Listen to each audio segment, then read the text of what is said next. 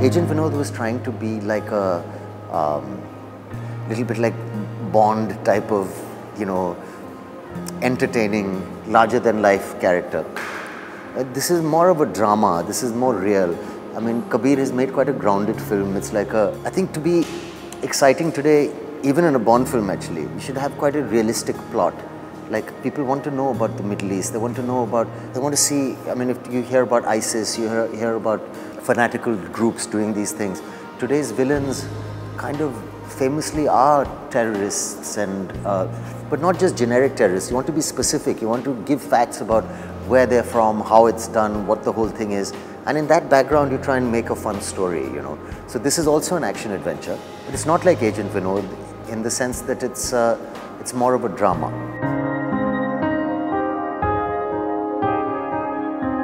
Well, I think, we're all Indian Muslims. I mean, I'm an Indian Muslim, Kabir is an Indian Muslim, Sajid Naradwala. And somewhere I think we're proud of the film in the sense that we are patriotic Indians also.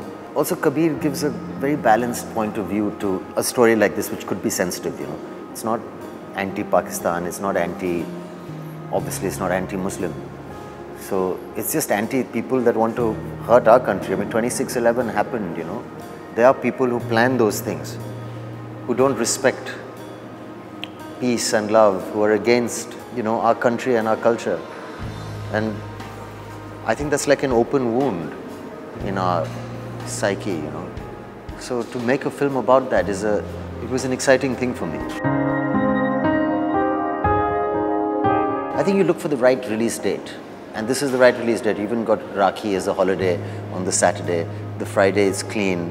So the right time, and also we had trouble with a little bit getting all the CG done. There's so much action in this film. So to do the CG for that took a bit longer than they thought, which is a good thing, because in the meantime, Kabir released Bajrangi Bhaijaan, and that's worked out nicely for us. And I mean, even after Ek Tha Tiger, Kabir was in a position to make whatever he wanted, and he decided to make Phantom.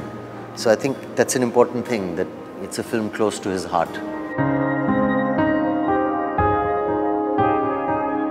I think, it depends on the director, and jingoism and these things work with really simple-minded people. Today, the audience buying tickets who want to go and see a movie, pretty aware of everything, They read the newspapers, they watch the news, they know all the facts. So you can't just say it's not so black and white, I think we understand Pakistan also quite well. Culturally, we try and be friends, we play sports together. Sometimes we go to war together, it's a complex relationship. So it's not jingoistic, it's realistic. I think you draw the line, the director, it depends how he presents the situation. You're not relying on mass hysteria. The people that get affected by jingoism, I feel, can't really afford to buy a ticket for this movie.